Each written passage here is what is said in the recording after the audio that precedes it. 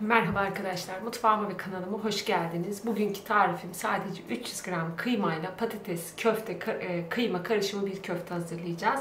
1 kilo kadar yani 4 tane orta boy patatesi ilk önce rendeleyeceğim. Benim patateslerim küçük olduğu için hemen hemen 6-7 tane kadar var. Sizlerin de hemen hemen orta boy 4 tane 5 tane kadar 1 kilo geliyor. Hemen şunları kenara alıp rendelemeye başlayayım. Rendenin şu normal yeriyle rendeleyebilirsiniz.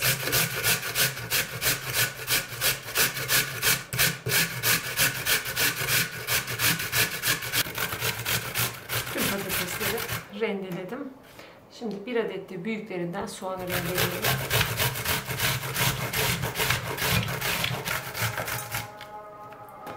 Soğanı da rendeledikten sonra şimdi suyunu sıkacağım.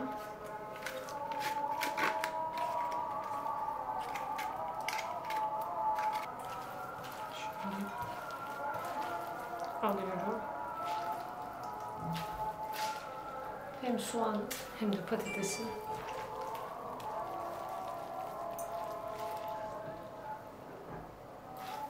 hem soğanın hem de patatesin suyunu sıkmış oluyorum.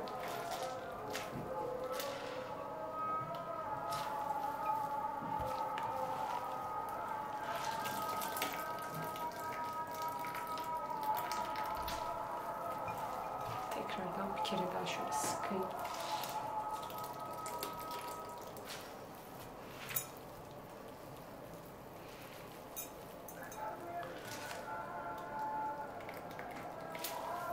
Tamamdır.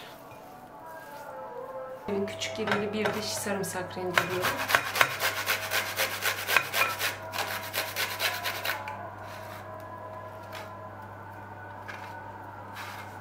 Diğer malzemelerimi içine katıp karıştıracağım. 300 gram yarı yağlı dana kıyma. Birer tatlı kaşık kırmızı toz biber, kimyon, tuz, pul biber, yarım tatlı kaşığı da karabiber. Yarım demet maydanoz. Yarım su bardağı galeta unu. 1 adet yumurta. 1 çay kaşığı da karbonat. Şimdi bunların hepsini güzelce bir yoğuracağım.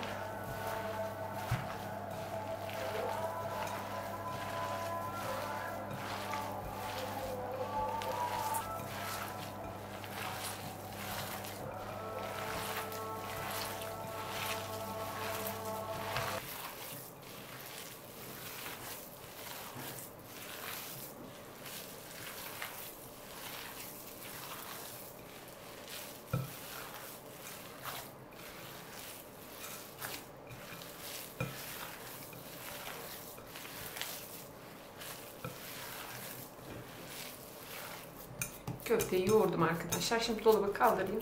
Biraz dinlensin. Şöyle 15-20 dakikada olsa dinlendirin. Hem patatesler birazcık daha böyle içinde bekledikçe yumuşayacaktır. Ondan sonra şeklini verip kızartacağız. Yeterince dinlendirdim. Şimdi önüme birazcık yağ aldım. Elime yağ bulayıp öyle çok küçük köfteler hazırlamıyoruz. Kadın budu köfteden biraz daha küçük. Şöyle elimde öncelikle yuvarlıyorum. Ondan sonra hafif uzunlamasını yapıp elimi yağlayıp çok aşırı da kalın yapmayın. Bu sefer içindeki patatesler çiğ kalır. Tabağa alıyorum.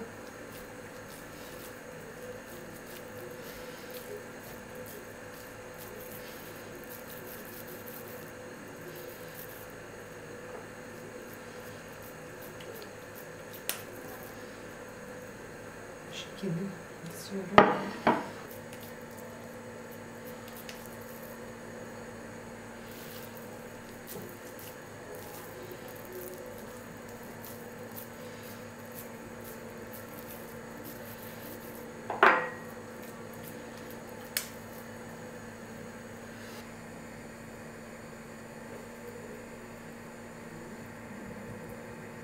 Köftenin hepsini tamamladım. Şimdi ocağın başına geçip kızartayım.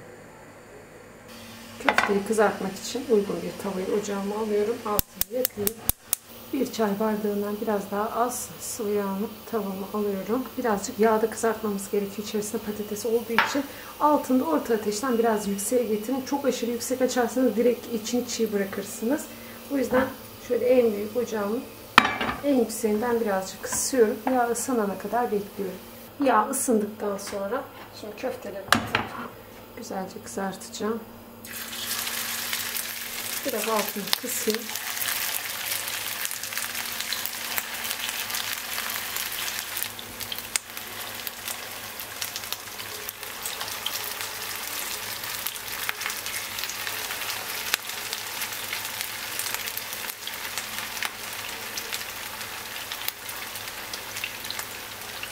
Biraz altını tekrar çoğalttım.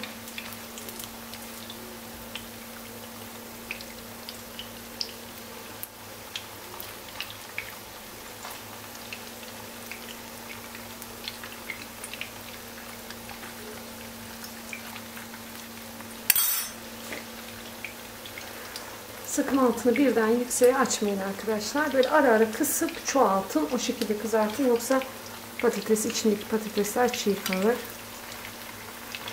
Kızaranları şöyle çevireceğim.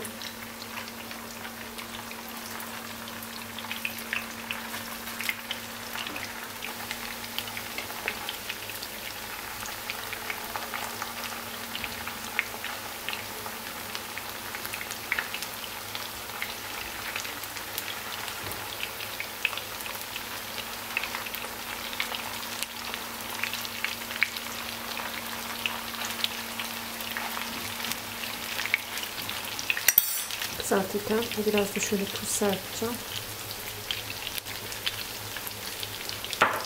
Böyle bakacağım, artık bu ilk attıklarım kızarmıştır. Yeterli, gördüğünüz gibi gayet güzel kızarmış.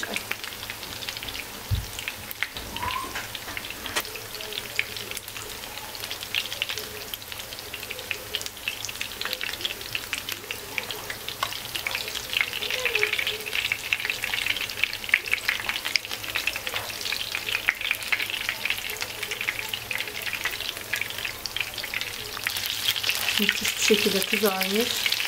Hem de böyle karbonat sayesinde de şişmiş. Şimdi ben bunların hepsini böyle kızartıp alacağım.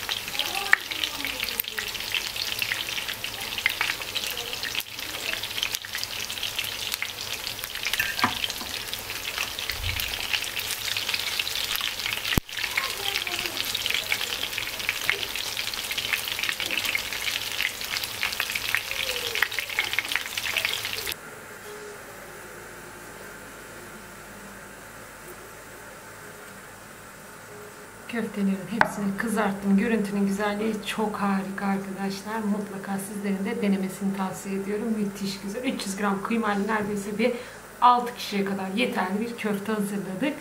Artık size şöyle içini ayrıntılı gösterip videomu bitireceğim. Mutlaka sizlerin de denemesini tavsiye ediyorum. İçindeki patates falan da gayet güzel bir şekilde pişti. Çok hızlı pişirmemeye özen gösterin. Birden 10'a kadar videonun yorum kısmına puanlarınızı bekliyorum. Eğer kanalıma abone değilseniz abone olun. Ufak da olsa bir yorum bırakmayı unutmayın. Bir dahaki videolarda görüşmek üzere. Hoşça kalın.